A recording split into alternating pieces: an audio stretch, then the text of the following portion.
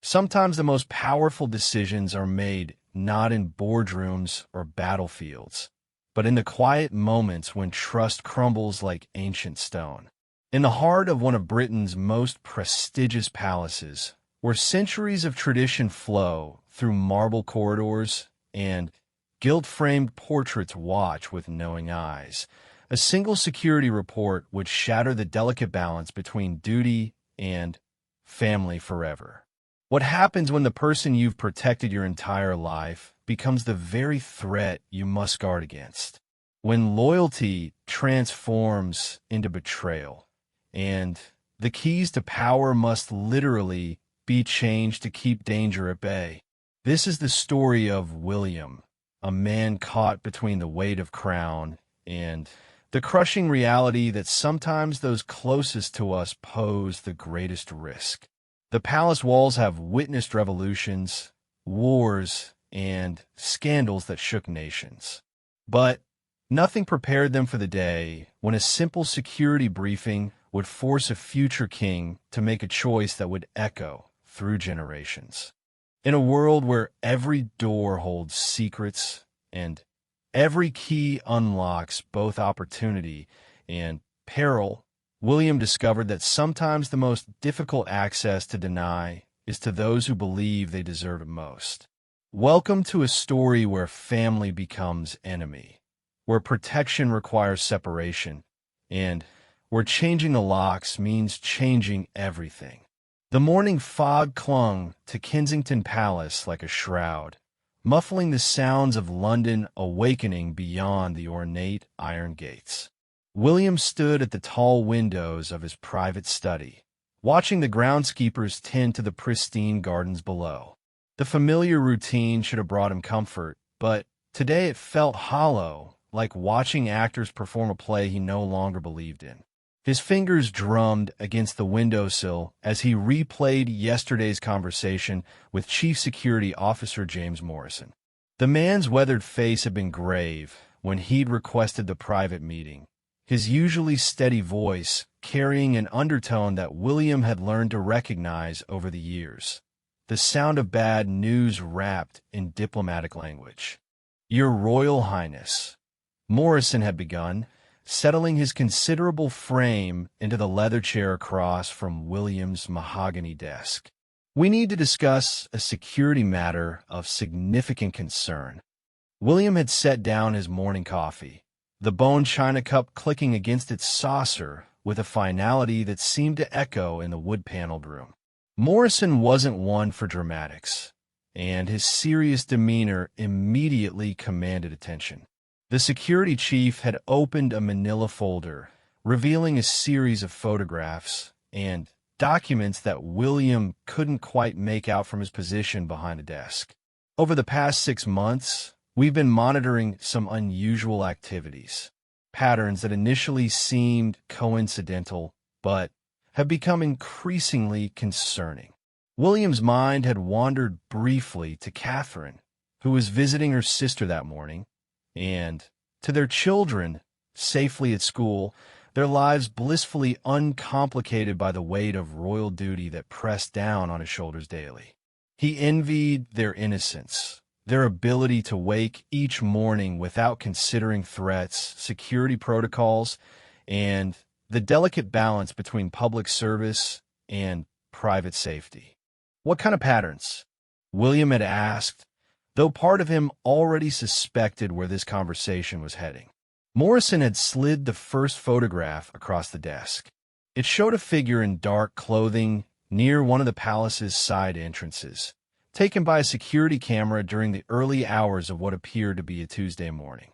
The timestamp read 3:47 a.m. "This individual has been observed on palace grounds on 7 separate occasions over the past 4 months," Morrison explained. "Each time, they've used access codes that should only be known by immediate family members and senior staff." William had studied the grainy image, his heart beginning to pound with a rhythm that had nothing to do with his morning run. The figure's build was familiar, the way they moved through the shadows unmistakably recognizable despite the poor lighting and deliberate concealment.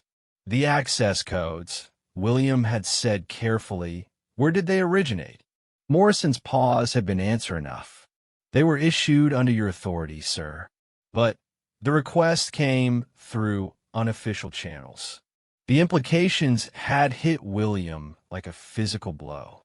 Someone with intimate access to his personal security protocols had been using that information to gain unauthorized entry to the palace. Someone who knew his routines, his family schedules, and the intricate web of security measures that protected them all. Have you identified the individual? William had asked, though he was beginning to suspect he already knew the answer. Morrison had produced another photograph, this one clearer, taken from a different angle. The figure's face was partially visible, illuminated by a security light near the palace's east wing. William had stared at the image for a long moment, his world tilting slightly on its axis.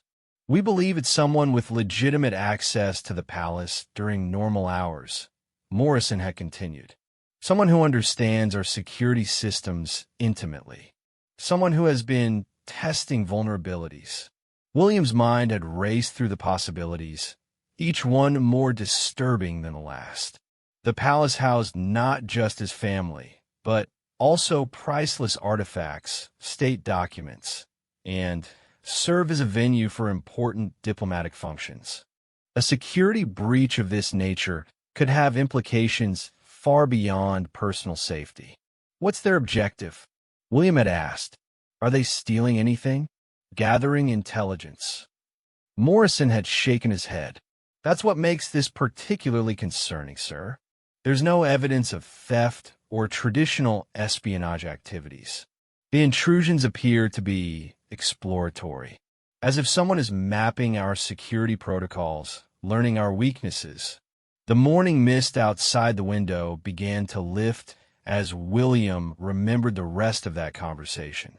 Morrison had laid out a comprehensive timeline of the incidents, each one carefully documented with photographs, timestamps, and detailed observations from the security team. The pattern was clear and troubling. The unauthorized visits had begun small, limited to common areas and public spaces within the palace. But over time, they had grown bolder, venturing into restricted areas, private wings, and even approaching the family's personal quarters. We've conducted a thorough review of all staff with access to the relevant security information, Morrison had explained. The list is remarkably short.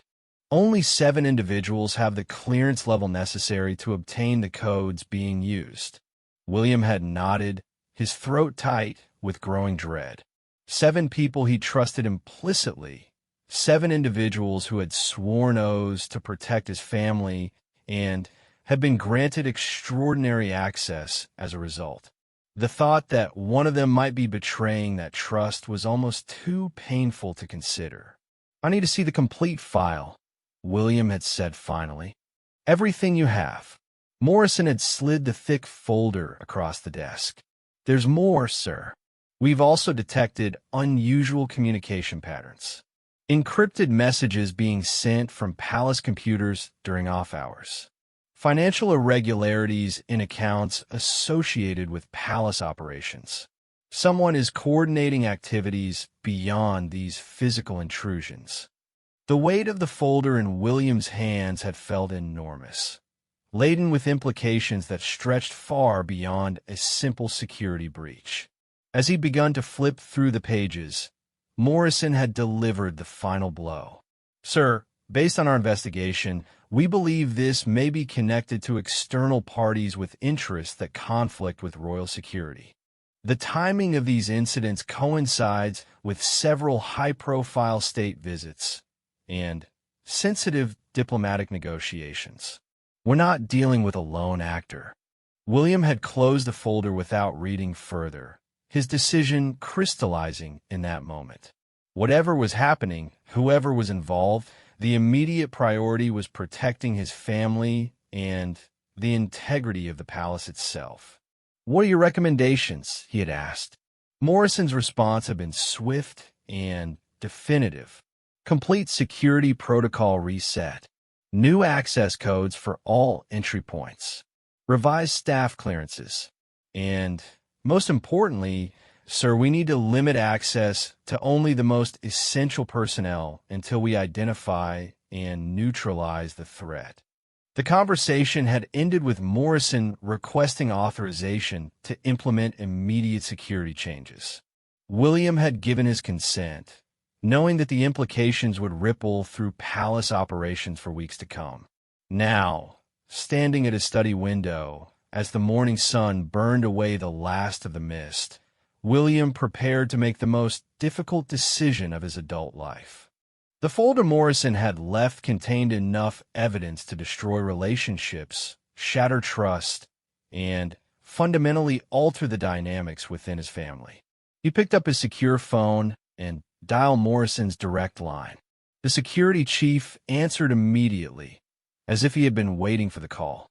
"Morrison," came the crisp response. "Implement the protocol changes," Williams said quietly. "All of them. Effective immediately." "Understood, sir. Shall I prepare the notifications for affected staff?" The sound of electronic locks being replaced echoed through the corridors of Kensington Palace like a mechanical heartbeat. Each click and were marking the end of an era of trust that William had taken for granted. He walked alongside Morrison through the East Wing, observing the installation of new biometric scanners and state-of-the-art security panels that would soon replace the familiar keypads his family had used for years. The new system will require both biometric verification and rotating access codes, Morrison explained as they paused near the entrance to the family's private quarters. Each authorized individual will have unique identifiers that can be tracked and monitored in real time. William nodded, watching his technicians carefully remove the old security panel. The device had been in place for nearly a decade, its familiar blue-lit display a constant presence that had provided him with a sense of security. Now, knowing that someone had compromised that very system made him question everything he had previously accepted as safe and reliable. "How long before the installation is complete?" William asked. "All critical entry points will be operational by this evening," Morrison replied. "The secondary systems will be online by tomorrow morning. In the meantime, we have additional security personnel stationed at all access points."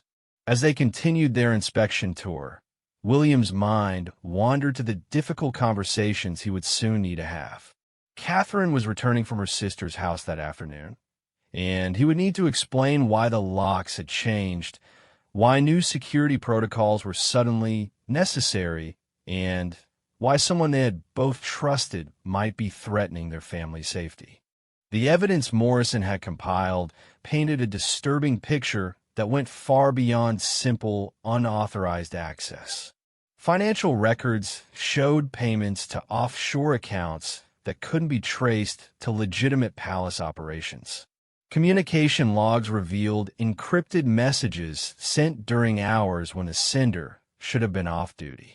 Most troubling of all were the photographs showing the unauthorized visitor examining security equipment, apparently documenting vulnerabilities for unknown purposes. "Sir," Morrison said, interrupting William's thoughts, "there's something else we need to discuss.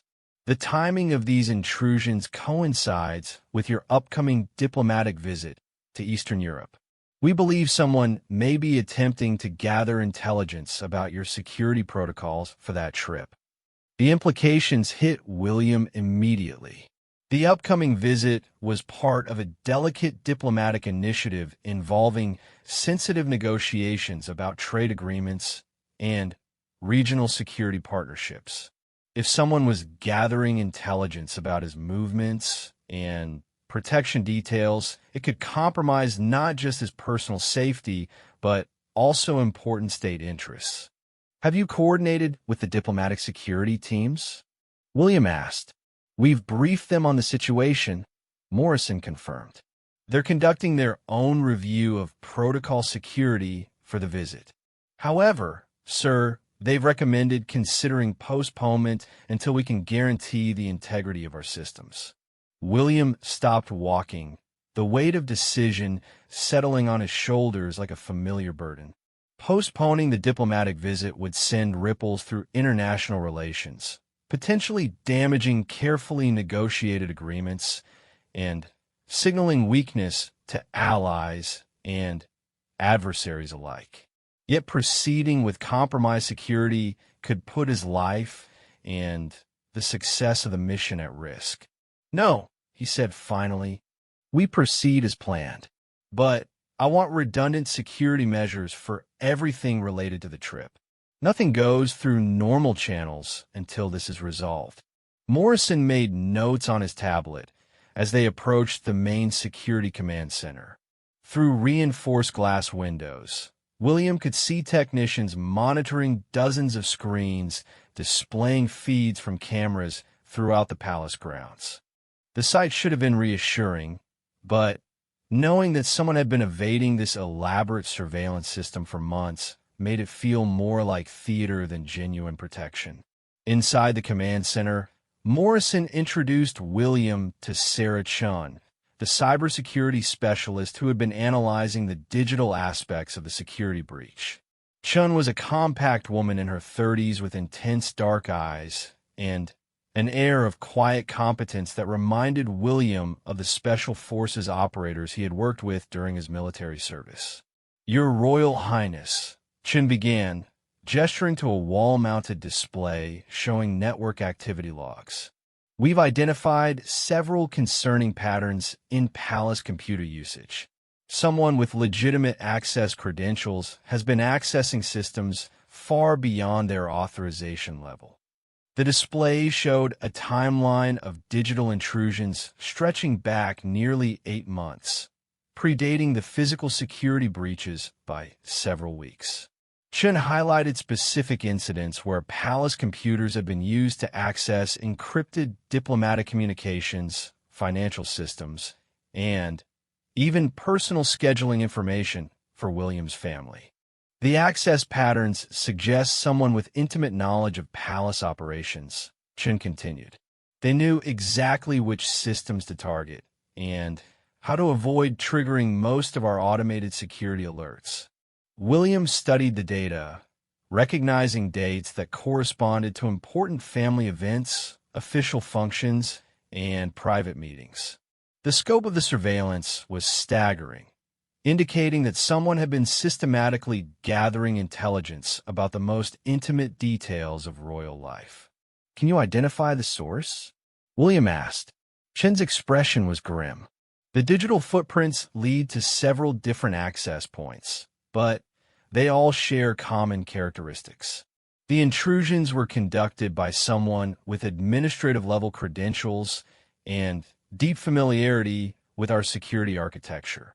Morrison stepped forward. "Sir, this confirms our suspicions about insider involvement. We're not dealing with an external hacker who somehow gained access. This is someone who already had legitimate credentials and used that position to conduct unauthorized surveillance." The revelation that the security breach involved both physical and digital elements painted an even more disturbing picture. William realized that someone had been building a comprehensive intelligence profile of his family's activities, movements, and vulnerabilities over an extended period.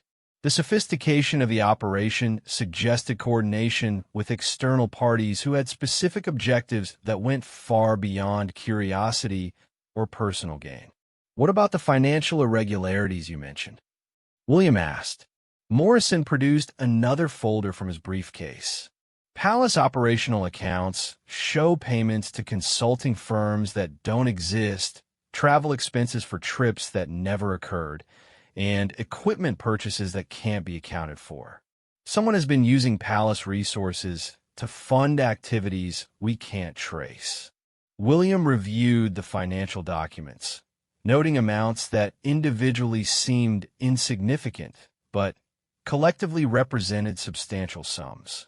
The pattern suggested systematic diversion of funds over an extended period, carefully designed to avoid triggering automatic auditing alerts. The total amount involved? William asked. Approximately £200,000 over the past 18 months, Morrison replied.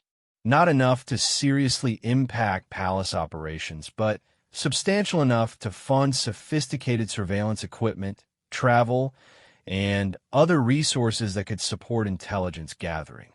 As they continued their briefing, William became increasingly aware of the complexity and duration of the security compromise. This wasn't a recent development or opportunistic breach, but rather a carefully planned and executed operation that had been running for well over a year. Sir, Chun interjected, there's one more thing. We've detected attempts to access the personal devices of your family members. Mobile phones, tablets, personal computers.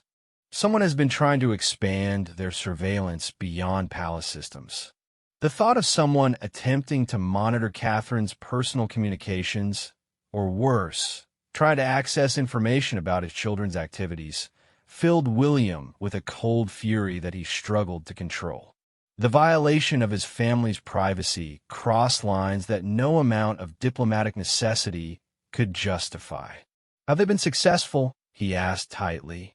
We've implemented additional security measures for all family devices, Chun assured him. However, sir, we recommend treating all personal communications as potentially compromised until we can guarantee the security of your digital infrastructure. William nodded grimly, realizing that the security breach had effectively isolated his family from normal communication channels. They would need to assume that their phones, emails, and even casual conversations might be monitored by hostile parties. Morrison, Williams said finally, I want a complete security audit of everyone with access to family areas of the palace. Everyone, regardless of their position or length of service. And I want it completed within 48 hours. Understood, sir. However, conducting such an extensive audit will require temporarily suspending access for individuals who are currently under investigation. William looked around the command center, watching analysts work to protect his family and preserve the integrity of royal operations. The decision he was about to make would have consequences that extended far beyond immediate security concerns, but the evidence left him no choice. Then, suspend their access, he said quietly. All of them. Until we know who we can trust, we assume we can trust no one. The finality of his words seemed to hang in the air, marking the moment when a future king chose security over sentiment, protection over politics, and family safety over personal relationships that might never recover from the necessary betrayal of suspending access for those closest to him. William closed his eyes, thinking of the conversations that would follow, the explanations he would have to give, the relationships that might never recover from this necessary betrayal of trust. Yes, he said finally. And Morrison, I want you to personally oversee the installation of the new security systems. No one else handles the access codes until this is resolved. Of course, sir. Will you be informing the family personally? The question hung in the air like a challenge. William knew that changing the palace locks would send a clear message to everyone involved. It would signal that the days of unlimited access and implicit trust were over, at least temporarily. I'll handle the family notifications myself, William replied. They deserve to hear it from me. As he ended the call, William realized that he had just crossed a threshold from which there might be no return. The decision to deny access to someone who had previously enjoyed his complete trust would have consequences that extended far beyond simple security measures. The palace had weathered many storms throughout its history, but this one would test the very foundations of family loyalty and royal duty in ways that no external threat ever could. Catherine's heels clicked against the marble floor as she approached the newly installed security scanner outside their private quarters, her expression shifting from confusion to concern as she realized the familiar keypad had been replaced with an unfamiliar biometric system. William watched from the doorway of his study as she attempted to use her traditional access code, only to be met with a red warning light and an automated voice requesting fingerprint verification. "William," she called, her voice carrying a mixture of frustration and worry. "What's happening with the security system?" He emerged from his study, dreading the conversation he knew must come. Catherine looked tired from her day with her sister, her usually composed demeanor showing signs of strain that he recognized as the accumulated stress of their increasingly complicated public life. Now he was about to add another burden to her already heavy load. "We need to talk," he said simply, gesturing toward his study. "There have been some developments." Catherine followed him into the wood-paneled room, settling into the leather armchair where Morrison had delivered his devastating report just 2 days earlier. She accepted the cup of tea William offered, though he noticed her hands were less steady than usual as she lifted it to her lips. "The security changes," William began carefully. "They're necessary because we've discovered a serious breach. Someone with access to our personal areas has been conducting unauthorized surveillance of our family." He watched as the implications registered on Catherine's face, her natural protective instincts immediately focusing on their children's safety. The transformation was subtle, but unmistakable. The shift from confused concern to the fierce determination of a mother who would do anything to protect her family. "How serious?" she asked, her voice taking on the controlled tone she used during crisis situations. "And how long has this been happening?" William handed her a simplified version of Morrison's report, containing enough detail to convey the severity of the situation without overwhelming her with technical specifics. As she read, he watched her expression grow increasingly grave. 18 months, she said finally, looking up from the documents. "Someone has been watching us, monitoring our activities for 18 months. And we had no idea. Morrison's team is conducting a complete security audit," William explained. "Everyone with access to family areas is being investigated. Until we identify the source of the breach, we have to assume that anyone could be involved." Catherine set down her teacup with deliberate precision, her mind clearly processing the implications for their daily routines, their children's activities, and their ability to maintain any semblance of private family life. "The children," she said, "their schedules, their friends, their school activities. If someone has been monitoring our family communications, Morrison has coordinated with their security details," William assured her. "Additional protection measures are in place, and we're reviewing all of their regular activities to ensure they remain safe." The weight of living under constant surveillance was something they had both accepted as part of royal life, but the knowledge that someone they had trusted had been conducting unauthorized monitoring created a different kind of violation. It transformed their home from a sanctuary into a potential threat environment, making them question every familiar face and routine interaction. "Who do they suspect?" Catherine asked quietly. William hesitated, knowing that his answer would fundamentally alter her relationship with people she had come to regard as extended family. The palace staff weren't just employees. They were individuals who had shared intimate moments of their lives, who had been present for their children's first steps, who had provided comfort during difficult times and celebration during joyous occasions. "The investigation is ongoing," he said finally, "but it has to be someone with extensive access and intimate knowledge of our security protocols." Catherine's sharp intake of breath told him that she understood the implications. The list of people with such access was tragically short and included individuals they both trusted implicitly.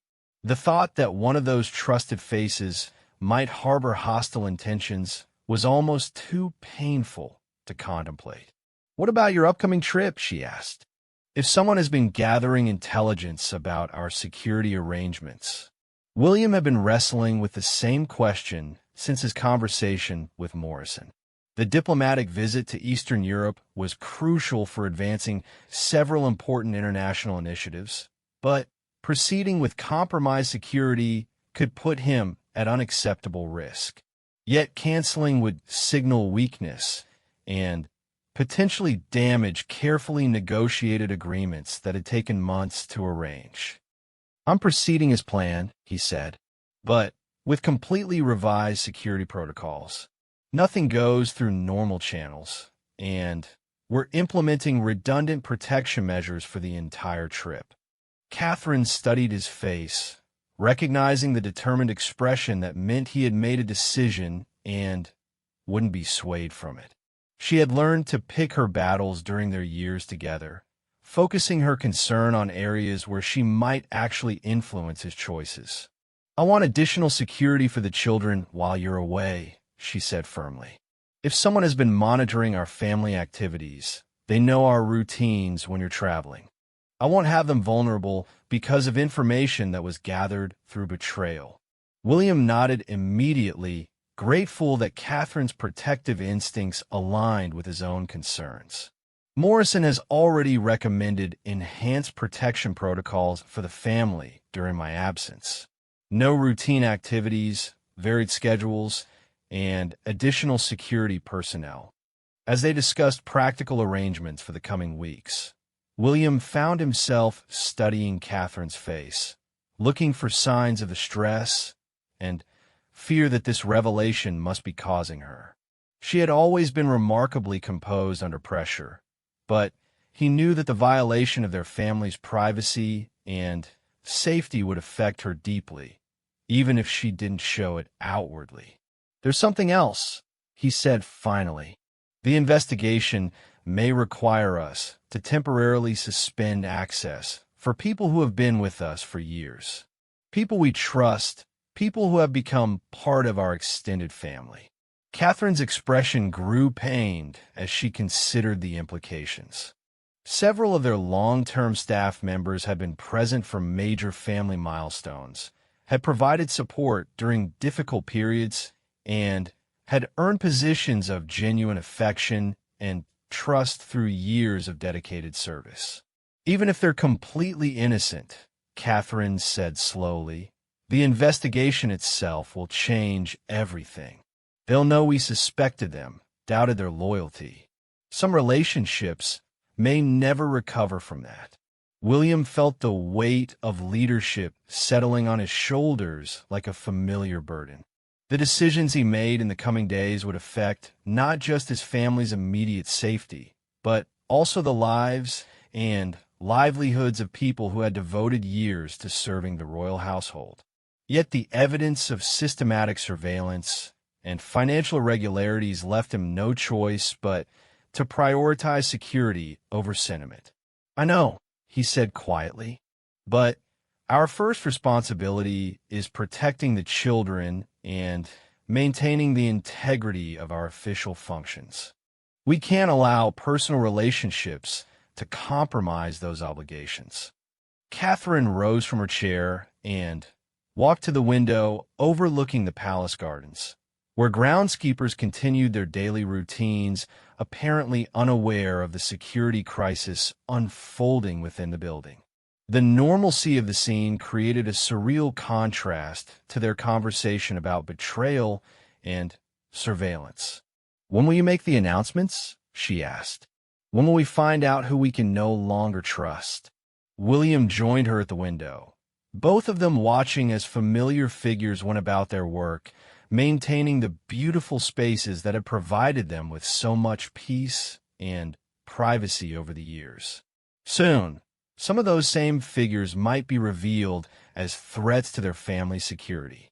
"Morrison expects to complete the preliminary investigation within 24 hours, Williams said. "By tomorrow evening, we'll know who needs to be suspended from access, pending further review." As the afternoon sun began to set behind the ancient trees that bordered the palace grounds, William and Catherine stood together in contemplative silence, both understanding that their lives were about to change in ways they couldn't fully anticipate. The security of their home had been compromised, their trust had been betrayed, and their ability to maintain normal family relationships would be fundamentally altered. "Whatever happens," Catherine said finally, "we protect the children first. Everything else is secondary." William took her hand, drawing strength from her unwavering commitment to their family's welfare. Tomorrow would bring difficult conversations, painful revelations, and the necessity of making decisions that would affect dozens of lives. But tonight, they would focus on preparing for a future that would be forever changed by the discovery that someone they had trusted had been systematically violating that trust for over a year. The palace had weathered many storms throughout its long history, but this one struck at the very foundation of the relationships that made royal life bearable. The bonds of trust and loyalty that transformed a grand building into something resembling a home. The revelation came at precisely 9:47 a.m. on a Thursday morning that would forever divide William's life into before and after. Morrison stood in the doorway of the study, his face bearing the expression of a man who had just uncovered something he wished he could forget. In his hands was a single manila folder, thinner than the comprehensive reports he had been delivering over the past week, but somehow more ominous in its simplicity. "Sir," Morrison said quietly, "we've identified the source of the security breach." Williams set down his morning coffee, the familiar ritual suddenly, feeling insignificant compared to the information Morrison was about to deliver. The past week of investigation, the sleepless nights of speculation, the careful analysis of every possible suspect was about to culminate in a revelation that would require him to confront the unthinkable. "Who?" William asked, though part of him had begun to suspect the answer based on Morrison's demeanor. Morrison opened the folder and placed a single photograph on the desk. The image showed a figure approaching one of the palace's side entrances during the early morning hours, but this time the lighting was perfect, the angle clear, and the identity unmistakable. William stared at the photograph for a long moment, his mind initially refusing to process what his eyes were seeing. The person in the image was someone he had known for over a decade, someone who had been present for family celebrations and private moments, someone who had earned a position of extraordinary trust through years of seemingly dedicated service. "How certain are you?" William asked finally. "Completely certain," Morrison replied. "We have multiple photographs, digital fingerprints from the computer systems, and financial records showing payments to accounts under their control. Additionally, sir, we've discovered communication records that confirm coordination with external parties." The weight of betrayal settled on William's shoulders like a physical burden. This wasn't a stranger who had somehow infiltrated their security systems or a casual employee who had been turned by hostile interests. This was someone who had sat at their dinner table, who had been trusted with intimate family information, who had been present during some of their most private moments. "What was their objective?" William asked, though he dreaded learning the full scope of the betrayal. Morrison produced additional documents from the folder. "The communications we've intercepted suggest multiple objectives. Intelligence gathering about your diplomatic activities, information about family security protocols, and financial data related to palace operations. But, sir, there's more. They've been providing detailed information about your children's routines and activities to unidentified external contacts." The mention of his children transformed William's shock into cold fury. The thought that someone they had trusted had been systematically gathering intelligence about his family's most vulnerable members crossed every possible line of acceptable conduct. Whatever personal relationships might be damaged, whatever pain this revelation might cause, the safety of his children took absolute priority. External contacts, Williams said carefully. Do we know who they were working with? Our cybersecurity analysis suggests coordination with a sophisticated intelligence operation, Morrison explained. The technical capabilities required for some of their activities exceed what a single individual could accomplish alone. We believe they were part of a larger network with interests that directly conflict with British security. The implications began to crystallize in William's mind. This wasn't just personal betrayal or opportunistic crime. It was systematic espionage conducted by someone with intimate access to royal family operations. The information that had been gathered over 18 months could compromise not just his family's security, but also state interests related to his diplomatic activities and official functions. Have they been arrested? William asked. Morrison's expression grew even more grave. Sir, that's where this becomes particularly complicated. When our security team attempted to locate them this morning, we discovered that they had departed the country sometime during the night. They appear to have been aware that our investigation was closing in. The news that the perpetrator had escaped before being confronted added another layer of complexity to an already devastating situation. William realized that someone within the investigation itself might have inadvertently revealed that suspicion was focusing on this individual, giving them time to flee before facing consequences for their actions.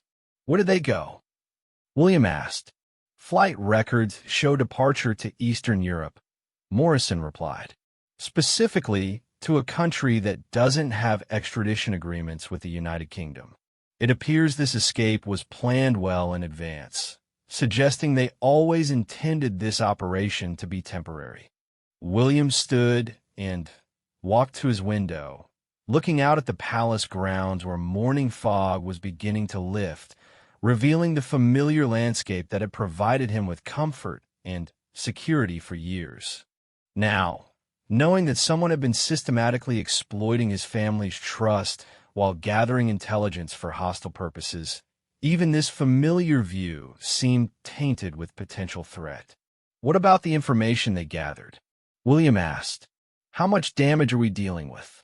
Morrison joined him at the window, his reflection visible in the glass like a specter of uncomfortable truth. Extensive, sir.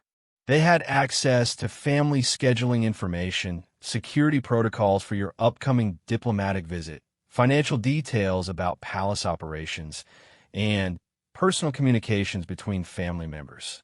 Additionally, they gathered intelligence about the children's school activities, friend relationships, and routine movements. The scope of the surveillance was staggering, indicating that virtually every aspect of their private lives had been observed, documented, and transmitted to unknown recipients. William realized that his family had been living in a fishbowl for over a year without knowing it, their most intimate moments subject to scrutiny by hostile interests. Recommendations? William asked. Complete security protocol revision for all upcoming activities. Morrison replied immediately. Your diplomatic visit will require entirely new arrangements, with no element following previously established patterns. The children's routines must be completely altered, at least temporarily. And, sir, we need to assume that all previously secure communications have been compromised. William nodded grimly, understanding that the betrayal would require fundamental changes to how his family lived and operated. The comfortable routines that had provided stability for his children would need to be disrupted, their sense of security necessarily damaged by the revelation that someone they had trusted had been systematically violating their privacy. There's one more thing, Morrison said quietly. In reviewing the communications we intercepted, we discovered that they had been planning something significant to coincide with your upcoming diplomatic visit. We don't have complete details, but the fragment suggests an operation designed to exploit the intelligence they had gathered about your security protocols. The revelation that his family had been living under systematic surveillance for over a year was devastating enough. But learning that the gathered intelligence might have been intended to facilitate some kind of active operation against him during his diplomatic travel created an entirely new level of concern. "Cancel the trip," William said immediately. "Sir," Morrison replied carefully, "that might be exactly what they hoped to achieve.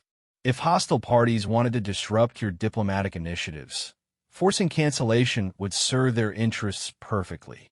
William found himself trapped between equally unacceptable alternatives. Proceeding with the diplomatic visit while knowing that his security protocols had been compromised for months could put him at unacceptable risk. Yet canceling would signal that hostile interests could successfully disrupt important state activities through espionage and intimidation. "What would it take to proceed safely?" he asked. Morrison considered the question carefully. "Complete security architecture revision, alternative transportation arrangements, revised diplomatic protocols, and additional protection resources. It would essentially require planning an entirely new visit with no connection to the previously established arrangements." As William weighed his options, he realized that the betrayal had accomplished something that external enemies had never achieved. It had forced him to question the fundamental assumptions about security and trust that had governed his adult life. Someone he had regarded as family had systematically violated that relationship for over a year, gathering intelligence that could potentially be used to harm the people he loved most. The morning fog had completely lifted now, revealing the palace grounds in sharp detail. Everything looked exactly as it had yesterday, but William knew that nothing would ever be the same. The trust that had been broken couldn't be easily repaired, and the knowledge that someone so close had been capable of such systematic betrayal would color every future relationship with caution and suspicion. "Morrison," William said finally, "I want you to coordinate with international security services. If they fled to Eastern Europe, there may be ways to apply pressure for their return, or at least gather additional intelligence about who they were working with." "Already in progress, sir. We're coordinating with MI5 and international partners to track their activities and identify their associates."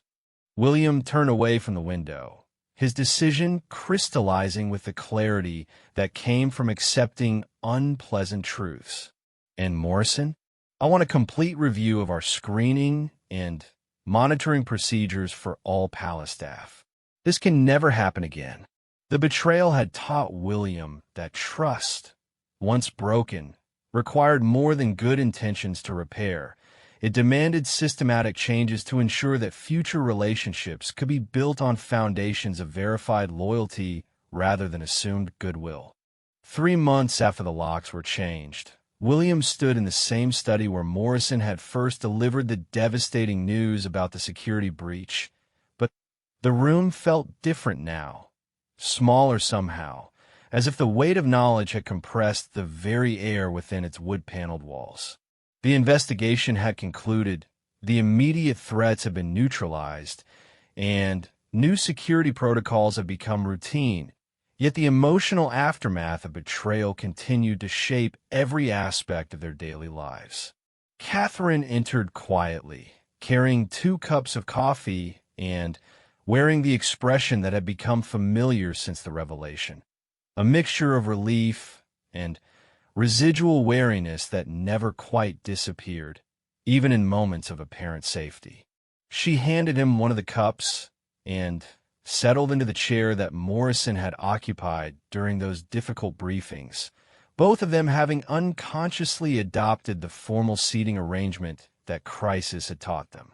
"The children seem to be adjusting well to the new routines," she said, though William detected the underlying concern in her voice that suggested adjustment was still an ongoing process rather than a completed achievement.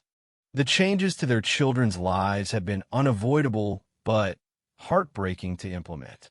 School routes varied daily, social activities required additional security screening, and the casual freedoms that had been part of their childhood had been necessarily restricted. William watched his children navigate these new realities with remarkable resilience, but he mourned the innocence that had been lost when they learned that someone they had trusted had been systematically gathering information about their private lives. Dr. Henley thinks they're processing the situation appropriately, William replied, referring to the child psychologist who had been helping them understand and cope with the security breach's impact on their family dynamics. Though she emphasized that rebuilding their sense of security will take time. The revelation that someone they had all regarded as a trusted family friend had been conducting systematic espionage had shaken the children's fundamental assumptions about the people around them. Simple interactions with palace staff now carried undertones of caution that hadn't existed before, transforming their home environment from a sanctuary into a place where vigilance was required even during supposedly private moments. Morrison briefed me yesterday about the international investigation, Catherine said carefully. Have they made any progress in tracking down additional network members? William nodded, though the information Morrison had shared was both encouraging and troubling. They've identified at least 3 other individuals who were part of the operation, including someone who had been gathering intelligence about other European royal families. It appears we were part of a much larger espionage network than we initially realized. The scope of the conspiracy that had targeted their family continued to expand as investigators followed digital trails and analyzed intercepted communications. What had initially appeared to be an isolated betrayal by a trusted individual had revealed itself as part of a sophisticated intelligence operation that had been targeting multiple high-profile families and government officials across Europe. Any progress in apprehending the primary perpetrator? Catherine asked. William's expression darkened slightly. They remain in a country that won't cooperate with extradition requests. However, international pressure has resulted in their assets being frozen and their movements being severely restricted. They may have escaped immediate justice, but their ability to continue hostile activities has been significantly limited. The knowledge that the person who had systematically violated their family's privacy and security remained beyond the reach of direct justice was frustrating, but William had learned to find satisfaction in the broader success of dismantling the network that had targeted them. The investigation had resulted in multiple arrests and had disrupted intelligence operations that extended far beyond their personal situation. What about the palace staff? Catherine asked. How are they adjusting to the new security measures? This question touched on one of the most painful aspects of the entire ordeal.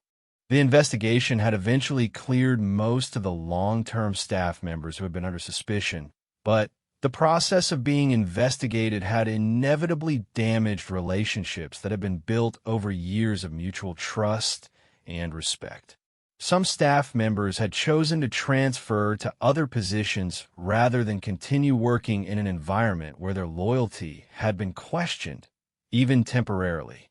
Mixed reactions, William admitted. Most understand the necessity of the new protocols, but there's definitely a different atmosphere. People are more formal, more cautious in their interactions. The easy familiarity we had before may never fully return. The transformation of palace life from the warm, family-oriented environment they had cultivated to something more reminiscent of a high-security government facility was perhaps the most lasting damage caused by the betrayal. While their physical security had been restored and even enhanced, the emotional security that came from trusting the people around them remained elusive. Dr. Henley mentioned that rebuilding trust after betrayal is often more difficult than initially establishing it, Catherine observed. People become more cautious about opening themselves to vulnerability again. William understood this phenomenon intimately, having experienced it himself in his interactions with new staff members and even in his relationships with long-term employees who have been cleared of any wrongdoing. The easy trust that had characterized his previous approach to palace relationships had been replaced by a more measured, analytical approach that felt necessary, but also isolating. "There's been one positive development," Williams said, retrieving a folder from his desk. "Morrison has proposed a new staff support and monitoring system that could actually improve working conditions while enhancing security." The proposal represented Morrison's attempt to learn from the security breach by implementing systems that would both detect potential threats and provide better support for legitimate staff members. The plan included regular counseling resources, financial assistance programs, and career development opportunities designed to strengthen staff loyalty through genuine investment in their well-being rather than relying solely on security screening. The idea is to make palace employment so valuable and fulfilling that staff members would have strong positive incentives to protect the family they serve, William explained. "Instead of just screening for threats, we actively cultivate loyalty through meaningful support and opportunity." Catherine reviewed the proposal with interest, recognizing the psychological wisdom of an approach that emphasized positive motivation rather than relying entirely on surveillance and restrictions. It seems like Morrison learned as much about human nature as about security procedures during this investigation. The security chief had indeed been transformed by the experience of discovering that someone he had personally vetted and trusted had been systematically betraying that trust for over a year. His new approach reflected a deeper understanding of the complex motivations that could turn trusted individuals into security threats, as well as strategies for preventing such transformations in the future. He also recommended that we establish regular family meetings to discuss security concerns openly, William added. "The theory is that isolation and secrecy can sometimes create the very vulnerabilities we're trying to prevent." This suggestion represented a fundamental shift in their approach to family security, moving from a model where parents managed threats privately to one where age-appropriate security awareness became a shared family responsibility.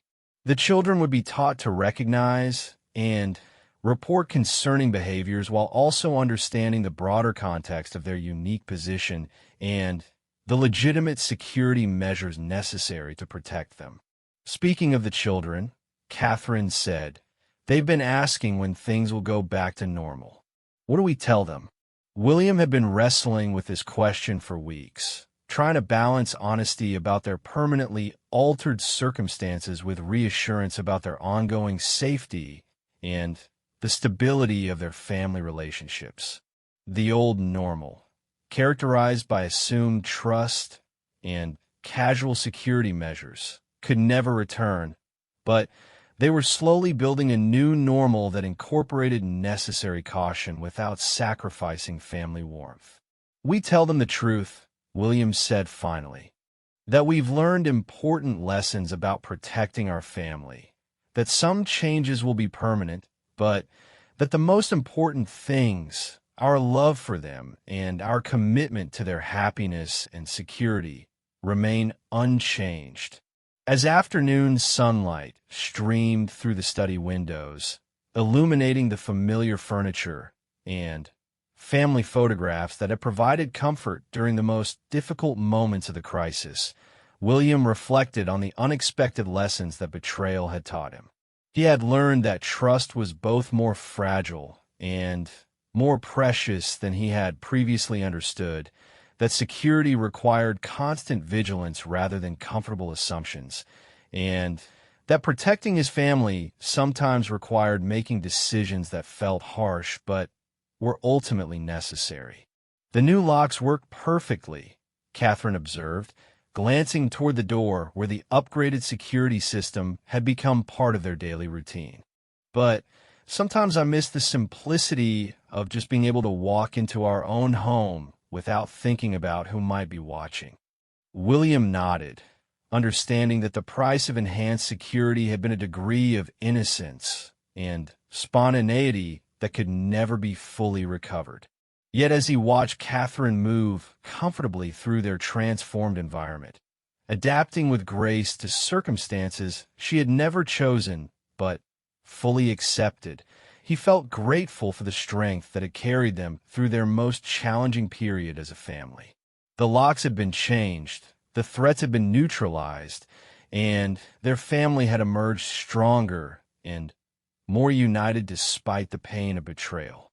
The palace felt secure again, even if it would never again feel quite as much like home as it had before they learned that someone they had loved had been systematically plotting against them. But they had survived, adapted, and found new ways to build trust while maintaining necessary caution. A balance that would serve them well in a world where the price of public service included accepting that some people would always see their family as a target rather than as human beings deserving of respect and protection.